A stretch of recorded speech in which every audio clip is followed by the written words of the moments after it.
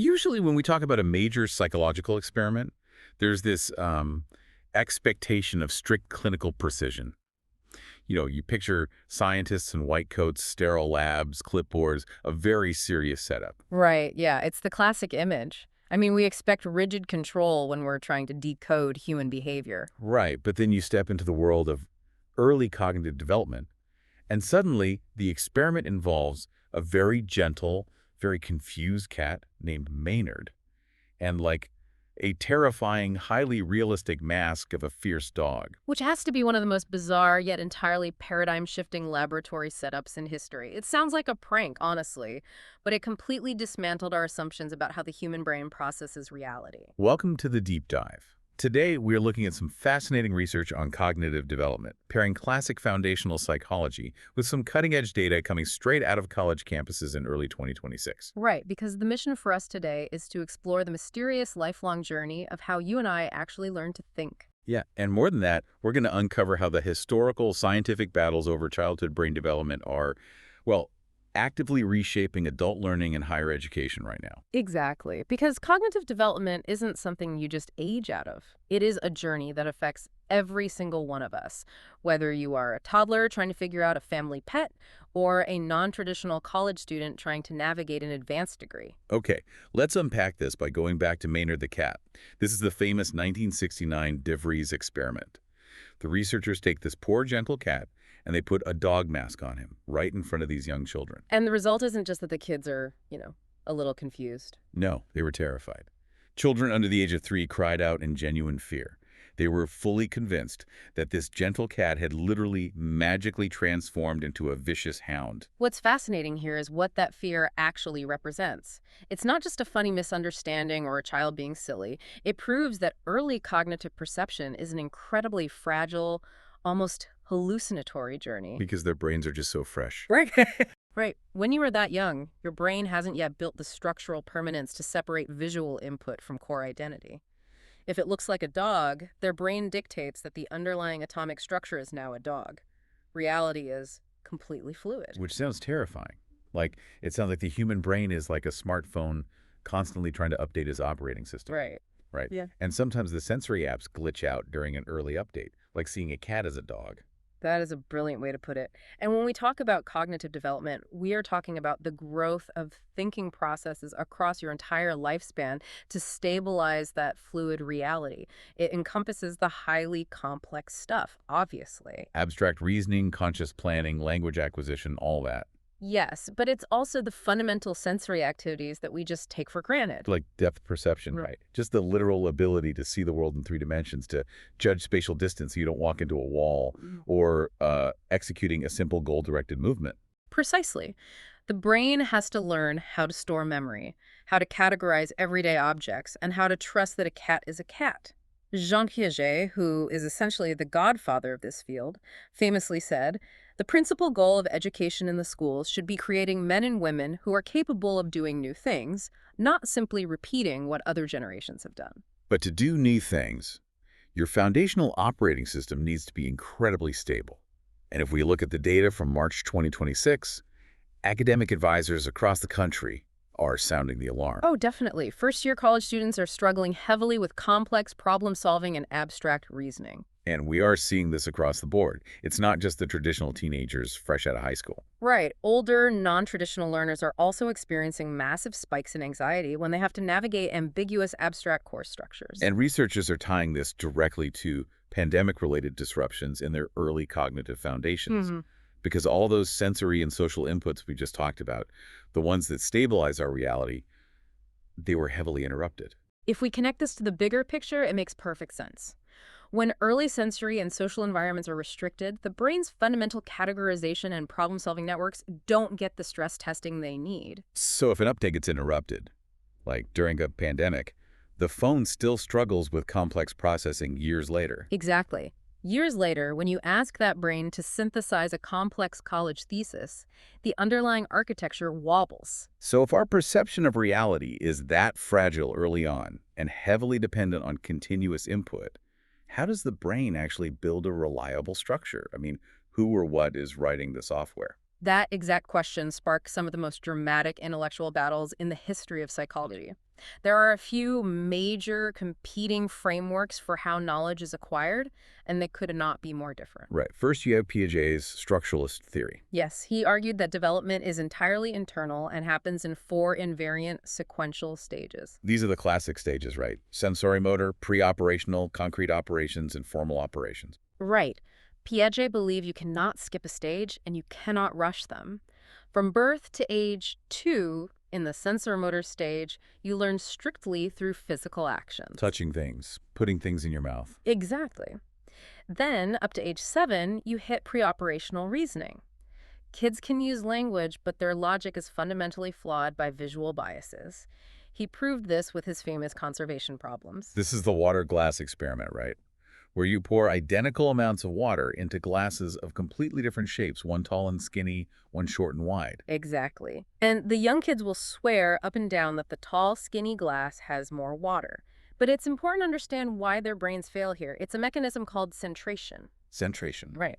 Their cognitive bandwidth is so limited that they can only focus on one single dimension of a problem at a time. They fixate entirely on the height of the water, and their brain literally drops the data regarding the width of the glass. Wow, they just delete the width from their calculation. They do. They lack the cognitive operation to reverse the action in their head.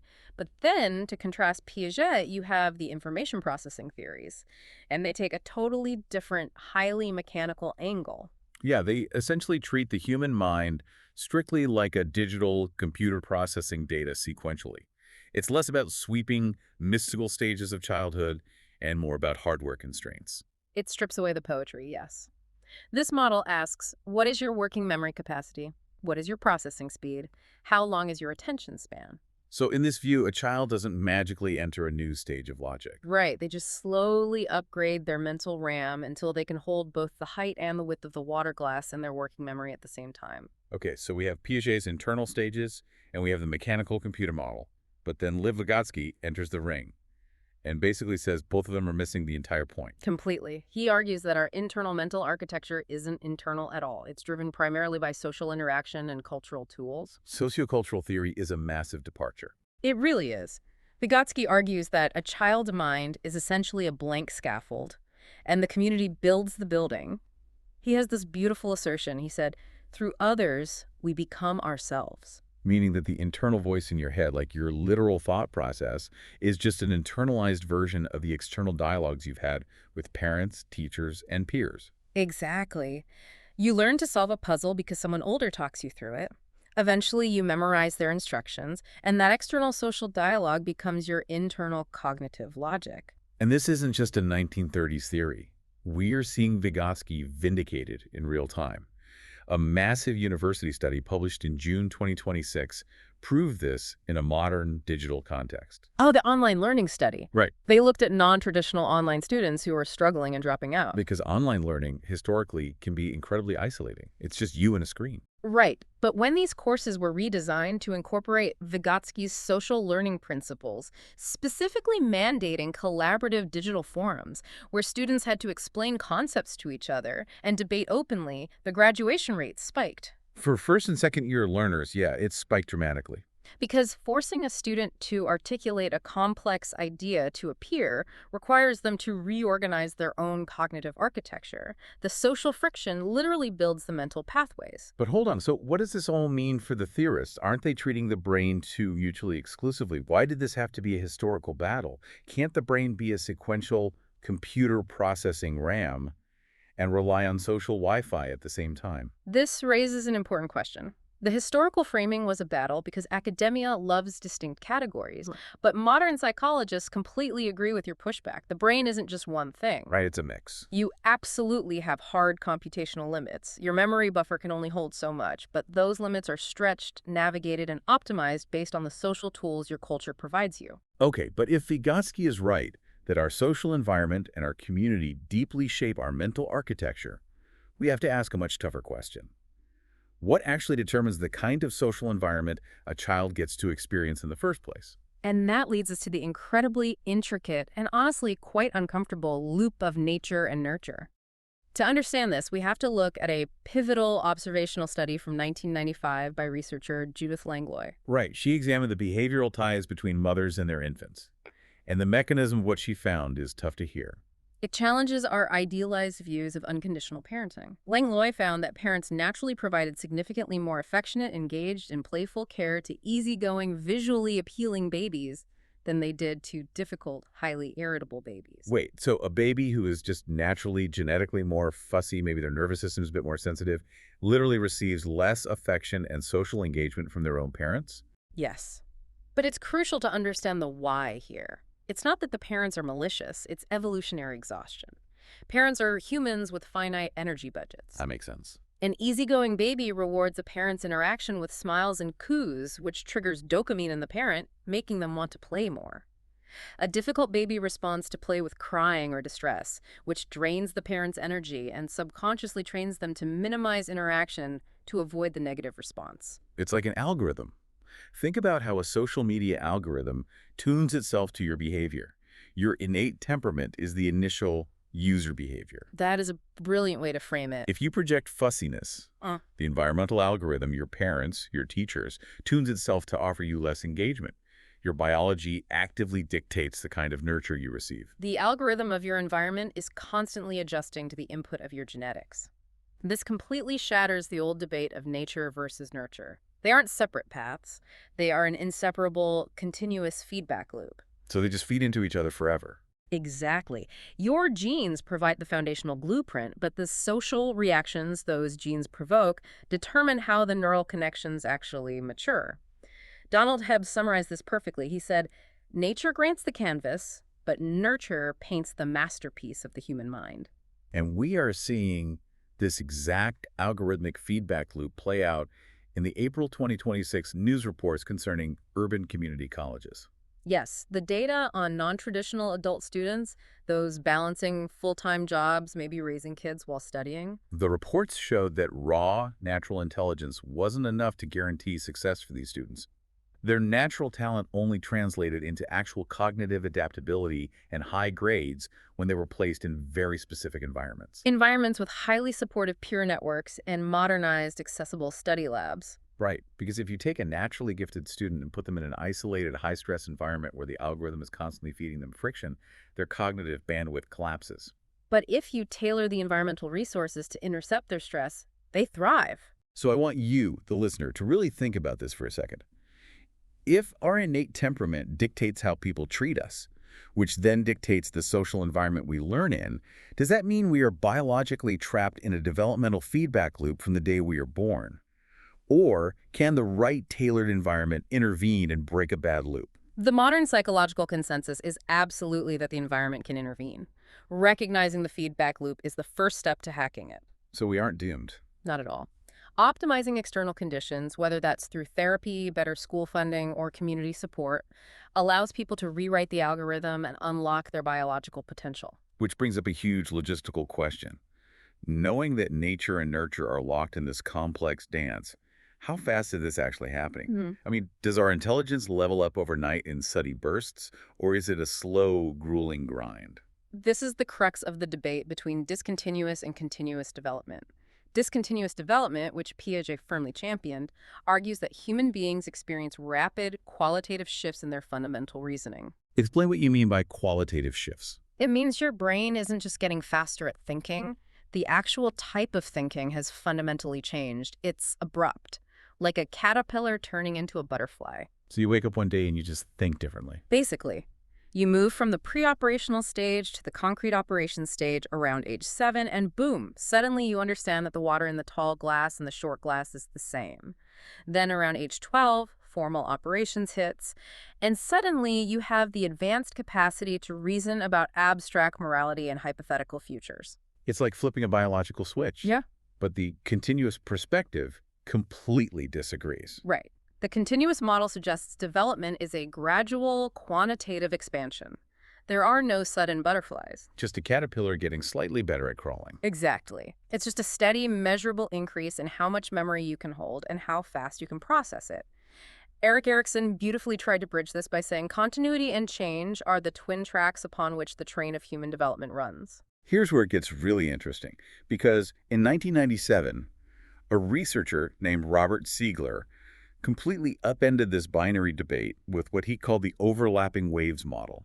He spent years tracking how children actually solve math equations in real time.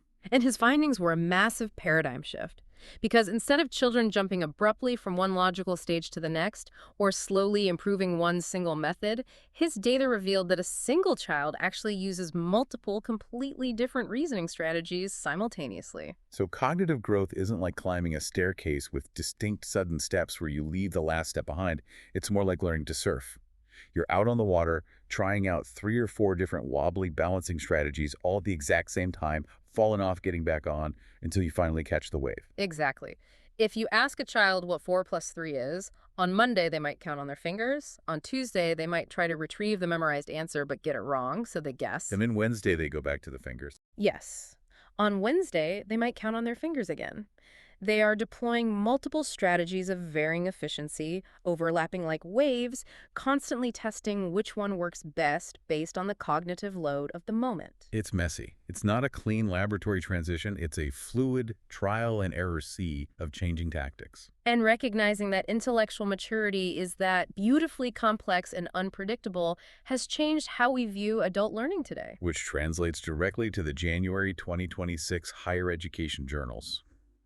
They explored how different demographics of college freshmen adapt to academic expectations, and it perfectly maps onto this pacing debate. What the data showed is that non-traditional adult learners often feel deeply overwhelmed in their first semester because the academic changes feel incredibly abrupt. Yeah, for them, returning to school after a decade in the workforce is a discontinuous, sudden shock to their system. Whereas traditional students who just came straight from 4 years of high school tend to show a more continuous, gradual adjustment period. They're just adding slightly more weight to the academic barbell they've already been lifting. By tracking this pacing, colleges are finally designing better introductory programs. If you know that half your class is experiencing a sudden, discontinuous shock, you don't just lecture at them harder. You build a better surfboard. Which perfectly brings us to how we are actively gamifying the mind to rescue education. Because if learning is a messy, overlapping wave of strategies, how do we use this psychological science to build those better surfboards, especially for students who are drowning? Right. How do we move from theory to practice? Historically, educational systems relied heavily on rote memorization. Just drill the facts until they stick. But translating developmental psychology into the classroom means focusing on the mechanisms of how the brain naturally wants to learn. Which brings us to reading, right? Yes, a great example from the research is using phonemic awareness to build reading curriculums. Phonemic awareness. Yeah. That's the cognitive ability to recognize and isolate individual sounds or phones within spoken words. Correct. Yes. For a long time, we just showed kids words and told them to memorize the shapes. But developmental psychologists realized that before a brain can read a word, it has to be able to hear that the word cat is actually made of 3 distinct sounds. So by redesigning curriculums to physically practice isolating those sounds first, we essentially greased the neural pathways for reading. Exactly. But the absolute most stunning example of this in action is the landmark 2008 intervention by Robert Siegler and Geetha Ramani. This completely blew my mind. They took lower-income preschoolers who are lagging behind in math, and they introduced them to a simple numerical board game. A game very similar to Chutes and Ladders. And the goal was specifically to build an understanding of numerical magnitudes. Explain numerical magnitudes, because this is the core of why the intervention works. Numerical magnitude is the conceptual understanding of the relative size of numbers. Knowing instinctively that 8 is larger than 4, and understanding the distance between them. And middle-income kids often develop this naturally because their home environments are filled with casual spatial math games, right? Right. When you move a token across a board one space at a time while counting out loud, you are physically mapping numbers onto physical space. Your brain literally builds a mental number line. So lower-income kids who might not have had access to those specific types of board games or that specific environmental algorithm were lacking the physical spatial map in their brains. So Siegler and Ramani just, well, gave them the game. Yes, they played this gamified intervention for just a few hours over a couple of weeks, and the results were dramatic. I can imagine. Playing the game physically built the mental number line, completely erasing the socioeconomic math achievement gap between them and their middle-income peers. Wait, I have to push back on this. You're saying a few hours of playing a Chutes and Ladders knockoff completely bypassed systemic socioeconomic barriers in math. It did. If a simple board game is that powerful at rescuing a human from academic failure, why on earth isn't every single college prerequisite course just a highly calibrated video game? Well, according to the February 2026 data, that is exactly what is starting to happen. Seriously. Yes, regional universities are currently utilizing these exact developmental psychology insights to completely redesign remedial math classes for first and second year college students. That is amazing. Instead of standing at a whiteboard delivering traditional lectures, they are integrating interactive, spatial, gamified learning tools that map abstract algebra onto visual tasks. And it actually works for adults. The failure rates among diverse student populations have drastically dropped. It confirms that evidence-based cognitive strategies aligning instruction with the natural biological capabilities of the developing brain works at any age. So, to synthesize this incredible journey we've been on today, we started with toddlers crying in terror at a cat wearing a dog mask, proving just how fragile our early grasp on reality really is. We navigated the warring theories of how we build that reality. From Piaget's rigid internal stages to Vygotsky's powerful social networks. And we examined the slightly uncomfortable reality of the Langlois study, realizing that our innate genetic temperaments act as an initial input that actively shapes the environmental algorithm and parental nurture we receive. We looked at the overlapping waves of how we actually learn to solve problems, surfboarding through different strategies simultaneously. And finally, we saw how college students today, in 2026, are using gamified, scientifically backed tools to conquer the discontinuous shocks of modern academia. I think the perfect way to wrap up the insights from this research is with a quote from the ancient philosopher Plutarch, which is cited in our foundational sources. He said, "The mind is not a fire to be filled, but a vessel to be kindled." A vessel to be kindled. Exactly. It reminds us that whether you are 4 years old or 40, optimizing your environmental conditions is what allows you to break bad loops and unlock your biological potential. It's an incredible, empowering thought. But I want to leave you, the listener, with one final concept to mull over on your own. If our cognitive development is heavily dictated by the cultural tools we interact with, like Vygotsky passionately argued, and today's primary cultural tool is an algorithm designed specifically to limit our attention span, are we currently living through a mass, global rewiring of human cognitive stages? Next time you find yourself struggling to read a long article or struggling to adapt to a complex problem at work, ask yourself, is your mental operating system just struggling to update? Or has the digital environment simply rewritten the code entirely?